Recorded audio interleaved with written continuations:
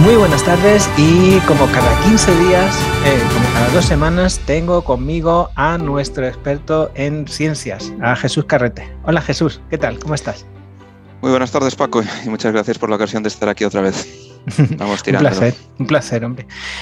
Hoy vamos a hablar de lo que alguien ha descrito como el equivalente en la química a la teoría de la evolución de Darwin, que es la tabla periódica de los elementos que inventó, se puede decir inventó, ¿no? Sí. Un científico ruso que se llamaba Mendeleev, que buscando yo así un poquito para documentarme también, curiosamente tiene un monumento en Bratislava, o sea, aquí al ladito. Así es. Como aquel que dice, sí, que tiene así como unas barbas enormes. Así es, imponente barba la de Mendeleev. Sí, sí, solo se afeitaba por lo visto una vez al año. Así que sí, sí. Bueno, pues cuéntame sobre la tabla periódica. Ahora que probablemente ya hemos perdido a mitad de nuestra audiencia debido a estrés postraumático por recuerdos de aprenderse tablas de Valencia. Ay, calla. Cosas parecidas que son el equivalente químico a la lista de los reyes godos de Zipizape, podemos proceder. Pues efectivamente, la tabla periódica es un concepto aparentemente muy simple con el que todos hemos trabado contacto, a veces más traumático que otros, esas 7 filas de elementos con sus correspondientes columnas, pero tiene un proceso de desarrollo realmente apasionante y conecta muchísimos campos, desde la vida a la astrofísica, el origen del cosmos y muchos otros, porque hoy entendemos un poquito de cómo funciona la química y entendemos un poquito también la teoría subyacente. ¿Qué son los átomos? ¿De qué están compuestos? ¿Cómo se forman incluso? Tenemos hipótesis bastante razonables de cómo aparecieron esos en la historia del cosmos. Pero si nos retrotraemos a la época en la que no sabíamos absolutamente nada de eso, tenemos un problema de tipo huevo y gallina. Es decir, ¿cómo podemos razonar sobre uno de esos aspectos sin saber nada de los demás? Es decir, ¿cómo podemos construir una tabla periódica si no sabemos qué son los átomos en el sentido moderno? ¿Y cómo podemos llegar al concepto de átomos si no conocemos los elementos químicos ni tenemos las capacidades tecnológicas necesarias para acceder a ese nivel microscópico? Y es una historia que a mí siempre me ha llamado la atención y de la que quisiera hablar. Pero vamos a entrar en el asunto a través de Mendeleev. Mendeleev publicó su tabla periódica en 1869. Hablamos, por tanto, de la segunda mitad del siglo XIX. Y contenía 63 elementos, lo cual está muy lejos del número actual, pero no está nada mal para su época. Y esto, por supuesto, fue una clasificación completamente manual. Se cuenta en todos los libros que narran esta historia de manera un poco divertida, que Mendeleev tenía básicamente un juego de cartas estilo biblioteca. Tenía una para cada elemento conocido, tenía allí lo que en aquel momento se llamaba su peso atómico y una serie de propiedades químicas. Y todos los días se hacía sus solitarios, intentando llegar a una estructura, ¿no? Una organización, de manera que los elementos con propiedades comunes quedasen juntos, de manera que fuese sistemático, ¿no? Eso en realidad se llevaba intentando ya desde principios del siglo XIX, cuando se conocían muy poquitos elementos. Tanto es así que la primera prototabla periódica contenía un puñado de grupos de 3 elementos, nada más. Pero Mendeleev, con paciencia y posiblemente habilidad con las cartas, llegó a una estructura que le satisfacía y esencialmente las ordenó de manera que estos elementos conocidos iban creciendo en orden de masa, de los más ligeros a los más pesados. El más ligero de todos era y es el hidrógeno, ¿no? Pero vio que si llevaba eso estrictamente, la cosa no funcionaba. Es decir, veía que llegado a un punto tenía que volver a empezar por la izquierda de la tabla porque el elemento que venía a continuación volvía a tener propiedades parecidas a las que aparecía en esa columna, pero que para que fuese estrictamente así tenía que alterar un poquito el orden de masas atómicas, dejando algunos huecos y cambiando el orden de otros elementos. Y sin saberlo él, en aquel momento estaba inventando el orden moderno de la tabla periódica, que se basa en un índice que se llama el número atómico, que recoge el número de cargas positivas en un núcleo y del que no se tenía absolutamente ni idea en aquel momento. El caso es que Mendeleev llega así a un orden que le convence y le convence tanto que deja huecos en él y predice que se van a descubrir elementos que encajen en esos huecos, que tengan unos pesos atómicos determinados dentro de ciertos márgenes y cuyas propiedades tienen que ser parecidas a los que deja por encima y por debajo en su tabla periódica. Y esos elementos eran el galio, el germanio y el escandio. Y efectivamente todos ellos se descubrieron con esas propiedades en los 15 años que sucedieron a la publicación de la tabla periódica de Mendeleev, lo cual fue un éxito bastante importante para algo que era puramente fenomenológico, que no se basaba en absoluto en la física moderna. Y aunque 63 elementos parecen pocos, estos tenemos que ponerlos en el contexto de lo que se sabía hasta la época, que era muy poco. ¿Cuántos elementos había en la antigüedad? Pues bueno, dependiendo de qué cultura tomemos como referencia, pueden ser 4, pueden ser 6, y eran elementos casi de chascarrillo, ¿no? Tierra, aire, claro, agua, fuego, corazón, como en Capitán Planeta, y poco más. Entonces, esta nueva tradición de realmente referirnos a elementos por sus propiedades como sustancias, tenemos que trazarla de hecho al siglo XVII, con Robert Boyle, que es el padre de la química. Él se rebela contra la alquimia, que era todavía peor que estas teorías clásicas, porque buscaba un tipo de conocimiento pantanoso y que no llevaba nada, y fue el primero que empezó a formular un concepto de sustancia y de elemento químico, con algunas propiedades más filosóficas que físicas que se asemejan a lo que entendemos hoy. Esa fue la real piedra fundacional. Y he estado hablando mucho de peso atómico, y esto puede llamar la atención a gente que conozca un poco sobre la historia de la ciencia, porque los átomos empezaron a entender un poco a nivel microscópico y a interactuar con ellos en el siglo XX. ¿Qué hacían en el siglo XIX con los átomos? Pues existía ya en el siglo XIX lo que se llamaba la teoría atómica de Dalton, que era algo más conceptual que basado en primeros principios. Era una cosa que intentaba sistematizar las propiedades de los gases que se empezaban a conocer de manera cuantitativa, empezando por el propio Boyle, y también a integrar un poco el concepto de reacción química como transformación de la materia, ¿no? Asociaba que una sustancia pura debía estar formada de átomos que eran todos iguales y que para formar un compuesto esos átomos de elementos se tenían que unir de alguna manera, pero en ningún momento conocía el mecanismo y no digamos ya la dinámica de esas cosas. Esa dinámica se empezó a entender en el siglo XX, con la llegada de la física cuántica y de la física nuclear. Empezamos a entender lo que son los átomos. Y sabemos que son esencialmente un núcleo formado por protones y neutrones, partículas positivas y neutras, y alrededor una densidad de carga negativa generada por los electrones, que son partículas negativas.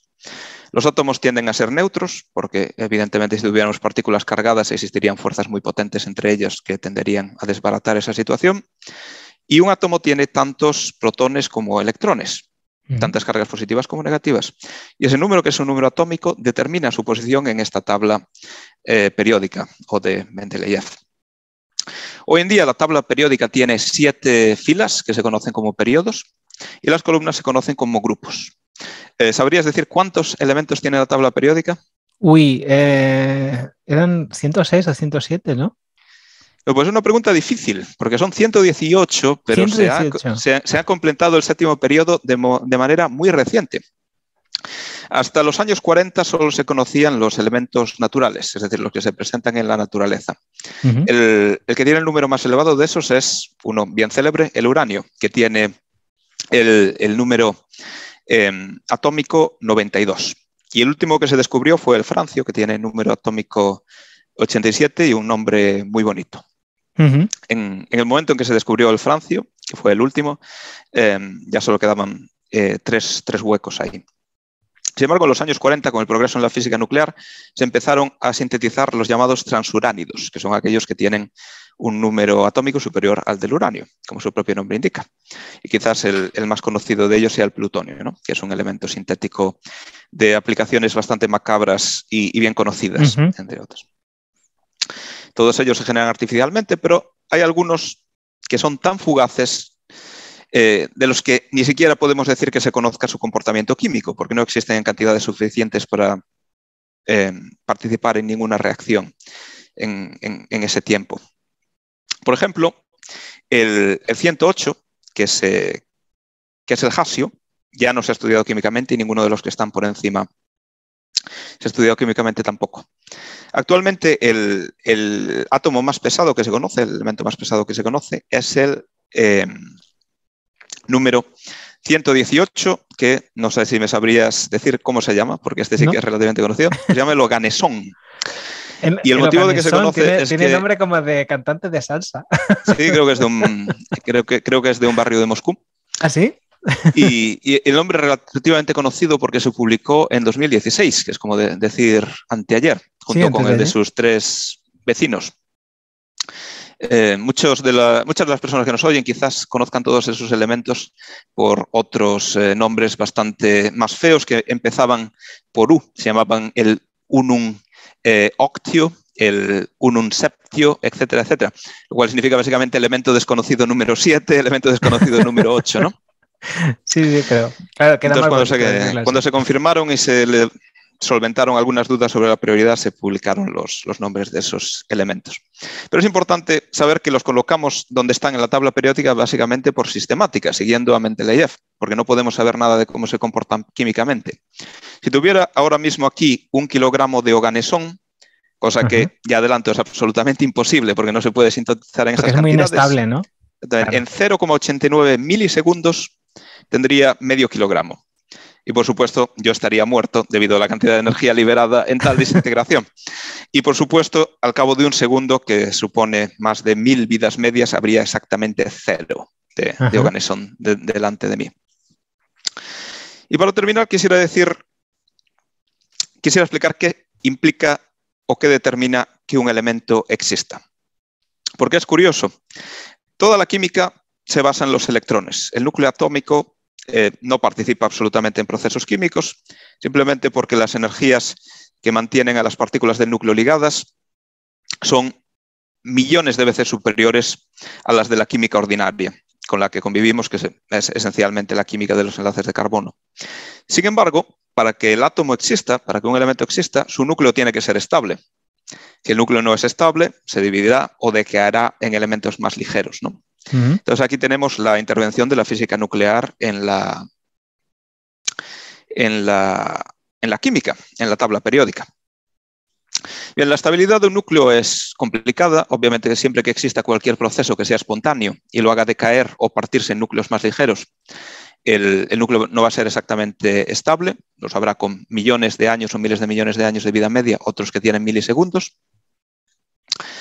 Pero no se puede descartar completamente que existan elementos más pesados que los que conocemos hasta ahora, que sean de hecho más estables que el oganesón o que tengan vidas incluso de millones de años o más. Así que a lo mejor existe química más allá de lo que conocemos y todavía no hemos sintetizado esos elementos en el laboratorio. Entre el 118 que conocemos y el 126, que es donde empieza un comportamiento del que hablaré ahora mismo, puede haber elementos que sean estables y con los que podamos operar. Es lo que se llama la hipotética isla de estabilidad. Y si somos capaces de sintetizar cosas todavía mucho más allá y llegar a un número atómico 300, si fuéramos capaces de extender nuestra tabla periódica de sus 7 filas hasta el número 300, podríamos llegar a elementos que podrían ser estables y cuyo núcleo atómico quizás ni siquiera estuviera formado de protones y neutrones, sino que allí existirían directamente los componentes de estos que se llaman quarks.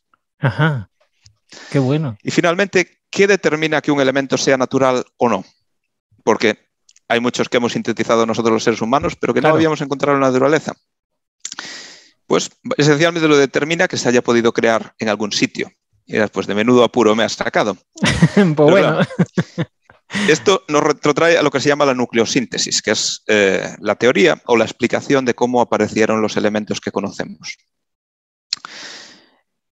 En los primeros 20 minutos de existencia del universo, esencialmente aparecieron en cantidades apreciables los 3 primeros elementos, hidrógeno, helio y litio, una vez que el universo se fue enfriando. Y se cree que también pequeñas cantidades de los 3 siguientes, hasta el carbono, pero muy pequeñas cantidades. Eso, mira la que arma el universo en 20 minutos, que a mí no me da tiempo ni a desayunar. Pero una vez llegados a ese punto, el universo ya se enfrió demasiado para que se pudiera continuar. Y después se lo tomó un poco más con calma. Esperó 500 millones de años para que fuese posible que aparecieran las primeras estrellas. Y en el núcleo de esas estrellas, por fusión de átomos más ligeros, empezaron a aparecer elementos más pesados. Y otros aún más pesados que esos aparecieron en los extractores de muerte de esas primeras estrellas, por ejemplo en las supernovas.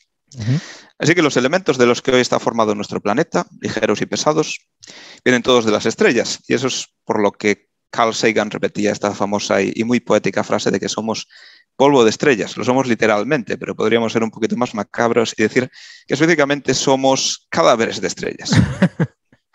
Ya. Claro, todo esto que tú acabas de contar, pues bueno, una pregunta tonta que a mí se me ocurre y te la hago rapidito, es que claro, se supone que los núcleos pesados tenderán a partirse, ¿no? Claro, no necesariamente, no existe una relación inmediata entre la masa del núcleo y su inestabilidad. A la postre, lo que determina que un núcleo sea estable es que pueda decaer o no en formas de menor energía. De manera que técnicamente ningún núcleo sería estrictamente estable salvo el de más baja energía de todos, pero en la práctica los hay que no decaen en tiempos razonables. En cualquier caso, los núcleos les pasa un poco como a los elementos, exhiben cierta periodicidad. Según vamos añadiendo más protones y más neutrones, recuperamos algunas propiedades que recuerdan a las de núcleos más ligeros. Y existen números mágicos que son particularmente estables. Y es precisamente por eso que se cree que puede aparecer esta isla de estabilidad más allá de los elementos que conocemos, porque podríamos llegar al siguiente número mágico.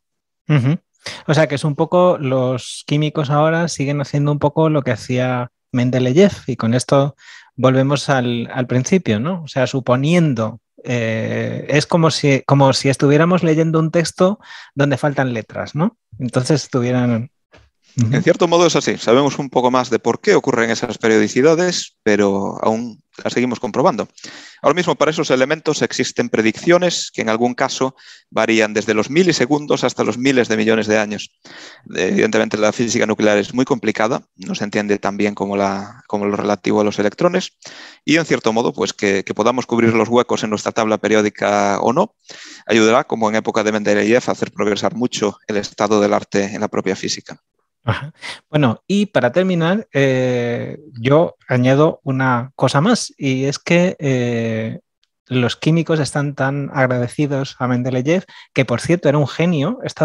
Me puse a mirar su biografía y el hombre este en Rusia es un auténtico ídolo, porque no solo se dedicó a la química, sino se dedicó, yo que sé, a mejorar la administración del Estado y cosas así. O sea, que era un señor inteligentísimo. Y bueno, pues eso, que los químicos están tan agradecidos que le dieron el nombre de Mendelevio a un elemento. O sea, pues que en fin, para que estuviera el presente desde también. Luego. Gran pedagogo aparentemente, además, porque el objetivo de esta tabla periódica era componer un libro de texto que efectivamente compuso y que fue la referencia de la química inorgánica durante décadas, literalmente, en todo el mundo. Muy bien, pues muchísimas gracias por esta explicación tan interesante a propósito de la tabla periódica, que espero que haya hecho que alguno de nuestros oyentes que estaban traumatizados por aprenderse las valencias, yo entre ellos, hayan empezado. Yo, curiosamente, cuando estudiaba, yo soy de ciencia, y con la física no tenía tanto problema como con la química. La química no acabé yo de encontrarle el gusto. Pero después de esto, uy, que le doy al cable, después de esto, pues no te creas tú que se me ha abierto el gusanillo. Me voy a poner a leer a propósito de esto. En fin, muchísimas gracias. Nos vemos en 15 días con otro tema interesantísimo, seguramente, como siempre, relacionado con la ciencia. Muchas gracias a ti y hasta la próxima. Hasta la próxima. Chao, chao.